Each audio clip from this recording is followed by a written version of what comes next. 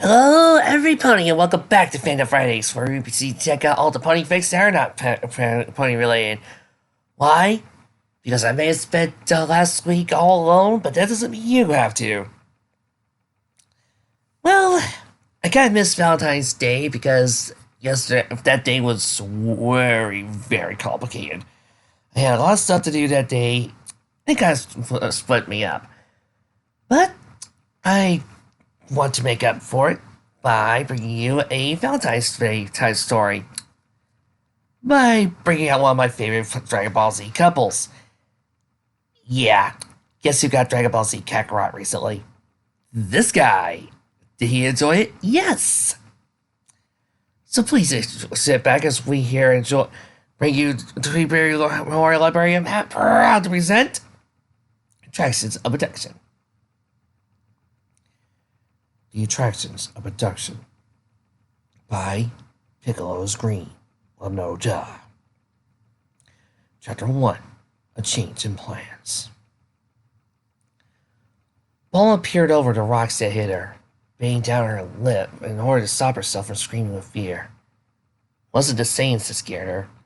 In fact, she thought the smaller one was quite attractive in that dark, smoldering way. It was the little green things he grew. Those were scary. Then Tien stepped forward. The fighting began. Bulma's eyes widened as he watched with disgust as the green thing split its head open and spat out acid, nearly frying little Gohan. For the most part, though, it was all too fast to see. And suddenly the green thing was down. Bulma had the urge not to yell out to her friends, so we saw the ugly creature begin to get up again. Before she even had a chance to open her mouth, the alien exploded, its guts splattering on the ground. Bulma shook as he looked at the smaller alien. One she had thought was handsome. His arm outstretched, an evil grin plastered on his face. Monster, Bulma thought. It was the only word for a man who would kill his own ally. Not for the first time, she watched in awe as her on and off boyfriend stepped forward and volunteered to fight the green bugs first. She tightened her grips on the rocks, praying to Kami that Yamcha would be okay.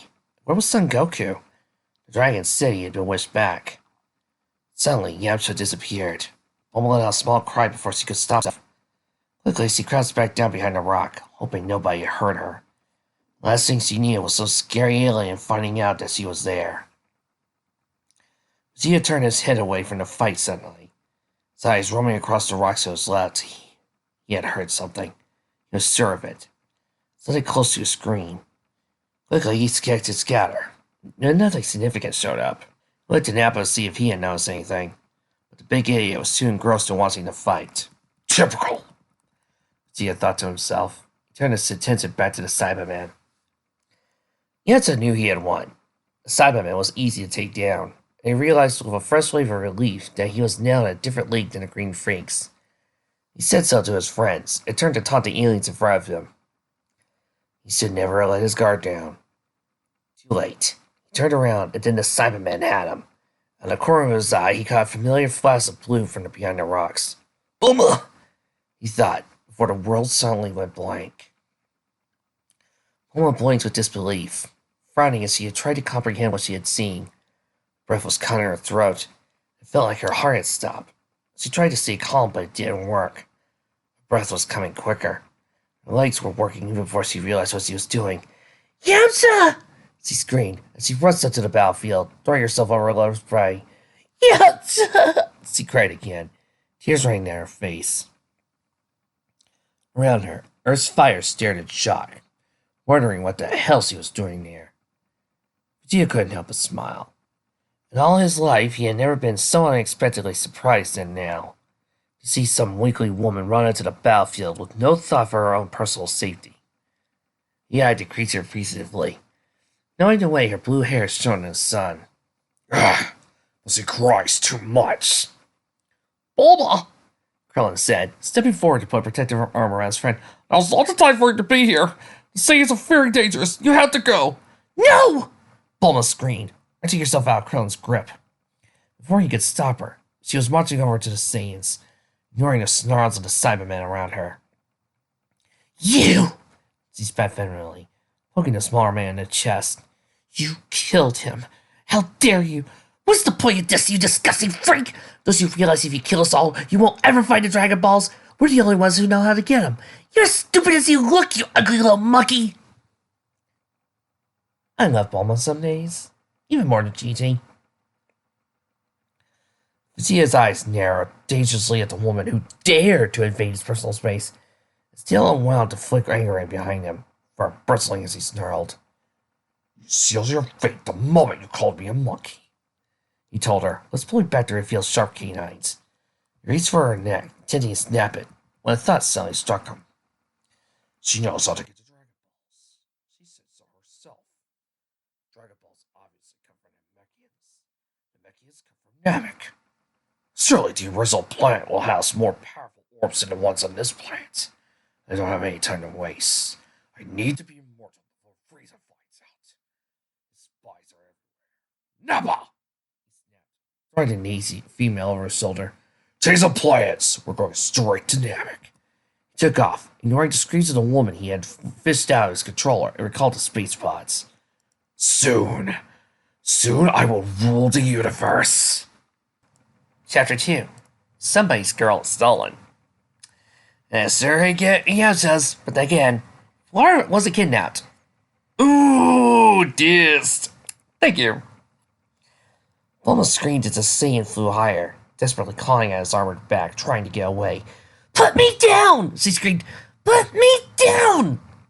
Fine, he said coldly, and with a sudden lurch to the stomach that indicates he had made a big mistake. Bulma found herself falling, the air whistling past her ears. She screamed again, this time in an incoherent babble of noise, before finding herself hanging upside down, mere meters from the ground. Her head pounding from the sun-rested blood, Bulma looked up, whimpering as she stared into the steely eyes of the small Saiyan. Her ankle ached as his grip tightened, his furry tail twisting around the base of her leg. You said to put me down, he taunted, shaking her about, so I merely complied. However, it seems to me you weren't quite adamant, so I'm giving you another option. Either I kill you now, or you come with me to Namek. Which one shall it be? Bulma groaned and twisted, as she had never come anywhere near that battlefield. She screamed again as the Saiyan lifted her up and grabbed her by the back of her neck, fighting as hard as she could against the strong pressure he was placing on her. Frieza began to fade, pools of black suddenly invading the blue sky above, before she finally knew no more. Pathetic! Vegeta snarled, before tossing the woman into his pod. He glanced over at Nappa. He glanced into the cramped interior, maneuvering so the woman lay beside him.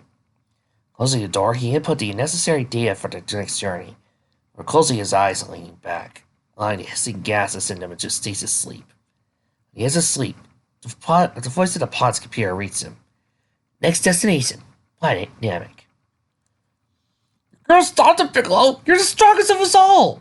Why? Piccolo replied, staring us down at Krillin. The woman's no use to me. If I recall correctly, it's you people who are friends with her. You should have stopped them. You're expecting me to risk my neck for some pathetic human who happens to be in the wrong place at the wrong time. Krillin frowned, staring up at the disappearing pods. He swallowed down the bile that threatened to rise up to his throat, and considered his options. Who's going to tell the priest that their daughter just got abducted by aliens? He asked, eyeing up Tien. I don't think you have to tell him, Chaozu replied, pointing to the massive group of paparazzi. Think they already know. That small one looked handsome. Do you think he could be husband material? Breeze asked, grinning at the TV before turning to her husband. You seem to like Bulma. I suppose I'll be cooking for me and you tonight, dear. When do you think she'll be back? Breeze took a long draw of a cigarette, just taking the time to blow a large cloud of smoke for answering. I don't know, he replied, a frown deepening behind his glasses. But I think I'm going to talk to that Goku boy. He's supposed to be getting back today. Don't worry, dear. I'm sure she won't be gone for too long. The Council Corps scientist got up at that, taking the familiar path of hallways and sliding doors down to his private lab. Inside, he pulled out his latest steps, wondering how on earth he was going to get his little girl back this time. There are days when I love this show. Goku flew as fast as he could, ignoring the sweat that pooled down to his eyes, burning in his chest as he drew every breath.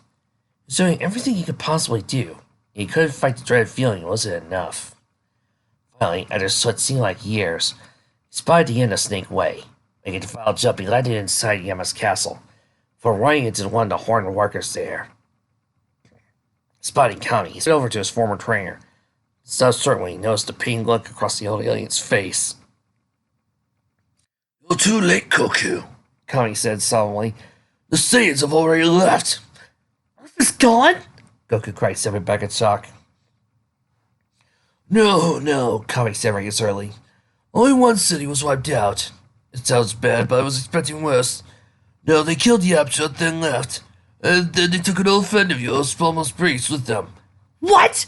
Goku said with a frown, blinking as he tried to make sense of what Kami said. "Why would the Saiyans take Bulma?" "Because Vegeta is horny." Bulma woke with a groan, gagging as she noticed a foul taste in her mouth. Rubbing her eyes, she tried to sit up, only to find her head bolted to something hard above. Looking around, she suddenly took in the blinking lights, red cushioning, cramped corners, and a furry thing lying her legs. "Ah!" She screamed, kicking her feet. "Get it off! Get it off!" She wondered as the furry thing moved silently, flickered over her face. Before she finally realized it wasn't some overrice rat. It was even worse, a Saiyan tail. "I'm dreaming," she whispered to herself as she stared out at the endless stars. From behind her came a deep echo that sent shivers up her spine. "I doubt it," the Saiyan said, eyes squinting in the artificial light. "In fact, I can guarantee you're wide awake. You're not on Earth anymore, little one." Bulma pressed herself further against the wall of the ship, but to no avail. The pod was tiny, and no matter how hard she tried, there was always part of her body touching his. Worst of all, in the cold confines of space, she found herself inexplicably drawn to the warmth he radiated, despite her brain telling her over and over again how bad he was. She shivered again as she remembered the sight of Yamcha laying defeated on the ground. She bit her lip to stop herself from crying in front of the heartless Saiyan. Like she often did, she worked on turning her hurt into anger. She had found over the years that people always listened to her more when she was mad. "Where the hell are you taking me?" she spat, glaring at the alien. She expected him to be angry, but all he did was stare at her indifferently. "No need for you to be so touchy, woman," he informed her, a foul grin stretching across his mouth. "You don't want me to have to knock you out again. Like I told you before, we're going to Namek. You'll help me retrieve the Dragon Balls there." "What makes you think I know anything about collecting Dragon Balls?" she asked, trying desperately to keep a level voice. Besides, she was beginning to panic. "Namek. Don't even know where Namek is. What if the air quality is poisonous for humans? What if the gravity is too much? I could die!" "You said so in that little speech you gave back on Earth. You better know about the Dragon Balls. Otherwise, I might as well kill you now." He moved his tail to wrap around her wrists, squeezing hard until she cried out in pain. Okay, she admitted. "I know about the Dragon Balls. I've searched for them before." He released her and gently rubbed her wrist, tears forming in the corners of her eyes.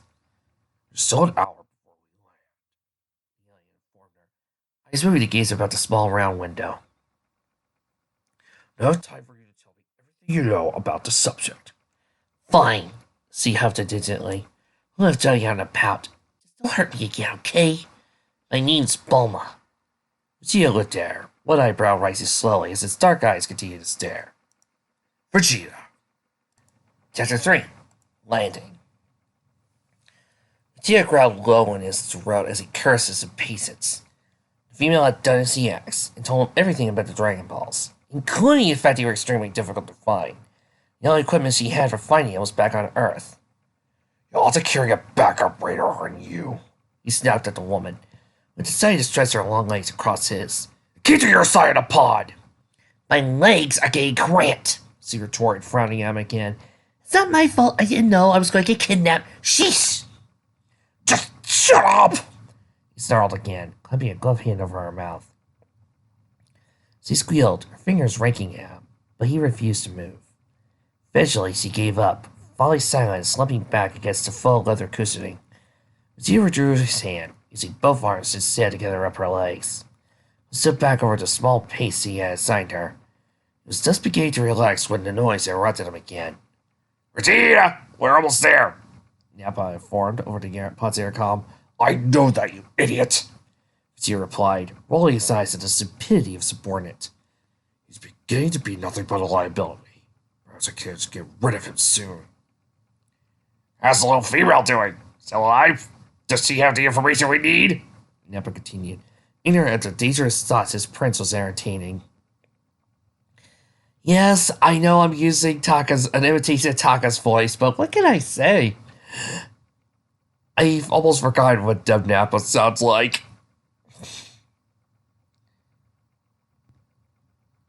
My name is Bulma!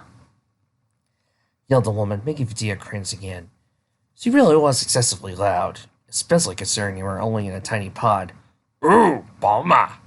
Nappa teased. Well, sweetheart, I'll be happy to call you whatever you want. In fact, I'd like to get you to know you a lot better. Ew, gross! Bulma retorted. As if I were a kid with you, you ugly ape. Whatever, came Nappa's lovely voice. Not like I'm going to give you a choice. Get used to your new status as my whore. Vegeta's frown dripping. For some reason, he disliked the idea of Nappa playing with the woman. Wondered briefly why he would care. Didn't usually bother him when Nappa fooled around with the women he came across as purging missions. Well, he never engaged in sexual activity with any of the purging victims himself. Shrugging off the nagging feeling, he tried to ignore the stinking earthling beside him. She's off limits, he told Nappa. We may need her knowledge later. Don't want you messing with her head while she's still useful. Right. Touch her, you die, Nappa. Vegeta growled angrily, before switching up the intercom. Beside him, the female cowered, wrapping her arms tightly around herself. Goku punched the air again, split right down his shirtless torso as he executed another series of flips. Below him, his son watched in awe, his little mouth hanging slightly open in surprise at his daddy's speed. Goku! Chi-Chi called, stepping out of her small colace. Go on, come inside. Lunch is ready. Goku stopped his training. For once, the idea of lunch wasn't that tantalizing. Oh, everybody was doing real good with the staying in character until that line. What he really wanted to do was keep training. It's the only time that he killed about what had happened to Bulma subsided. Now his oldest friend was still somewhere in space, laying heavy in his heart. The young Saiyan followed his son inside, vowing himself he would do everything to find Bulma. Well, Bulma breathed, pressing her nose against the window glass. Is that Namek? It's beautiful. I suggest you sit back, woman, unless you want to break your neck. Atmosphere entering is always a little shaky. With a gasp, Bulma found herself once again being manhandled by the Saiyan, as he grabbed her by the waist and pulled her back down in her lap. She wiggled uncomfortably as he locked arms around her, warm breath tickling her ear. Just sit still, he snapped, his deep voice harsh. Don't hold on to you, you're likely to die. We're not done with you yet. He sighed, adding under his breath, pathetically. I heard that, Bulma grumbled. Not my fault you're so freakishly strong, alien. Not everyone's like you know. Of course no one's like me, he retorted with a snort. I'm the Prince of Saiyans, the greatest warrior in the universe. For once, Bulma was glad to be sitting on his lap. I mean, he couldn't see her rolling her eyes. Castle Corp's founder, Dr. Trunks Breeze, has once again refused to comment on Star's kidnapping by aliens. Sources, however, have told us that the scientist may have been in contact with Bulma. There are rumors he's planning to build a spaceship in hopes of retrieving her. On a side note, there has been criticism of the tardiness of one of Earth's fighters, Son Goku, champion of the 23rd World Martial Arts Tournament, was expected to face the Saiyans alongside his former rivals, but arrived on the battle too late to save the beautiful Castle Corp Marita Eris. People continue to ask why he was so delayed in his arrival, and there have been recently calls to reform the martial arts trials current Castle Corp's head science surgeon, making his way back over to the dismantled Saiyan pod. Continuous media coverage over Star's appearance was beyond irritating. He frowned as he wondered if he really did have a spy amongst his employees. Someone's giving these reports information, he concluded. I really hope I don't have to dismiss anyone over this. Well, I recommend you watch out for that female red researcher with the red hair and the checkerboard skirt. I think she might be Android 21. There was one thing the old scientist was happy about. He managed to make a breakthrough with Goku's old pod, wouldn't be long before a sturdy ship was constructed, big enough for a few travel and train in. He was glad, at least, Son Goku wanted Bulma's back as much as he did, and felt entirely safe knowing that the young man would risk even his life for his daughter. Now, it does need to work out where this stereo system will go. Then we can start building it. Let's see. Perhaps in by the gravity simulator? The woman squeals as the landing began. You hear sharp nails into Cecia's sighs. Separate lip pulled back in a snarl. Once again, clamped a hand over the weakling's mouth. He was sorely tempted to snap the vile creature's neck right then and there, but logic said otherwise. As he heard, the Mechians were peaceful creatures. That, coupled with the fact he needed to be alive in order for the Dragon Balls to be viable, meant that the woman would probably be some sort of bargaining tool. Those great freaks would probably hand the balls right over if I threatened to slit her throat in front of them. The ship finally made impact, throwing both occupants forward a little. Bulma let out another muffled cry behind Vegeta's hand as his other arm tightened around her stomach, making her feel sick. As the movement stopped, he let go of her, slumped over, coughing and gagging. God, you're pathetic. So there. Now get out of the way before I step on you. For her part, she made sure to send him to the darkest glares he could muster from under her messed up hair, as the door to the ship began to open. Wait! Cecily cried, eyes widening as she realized something.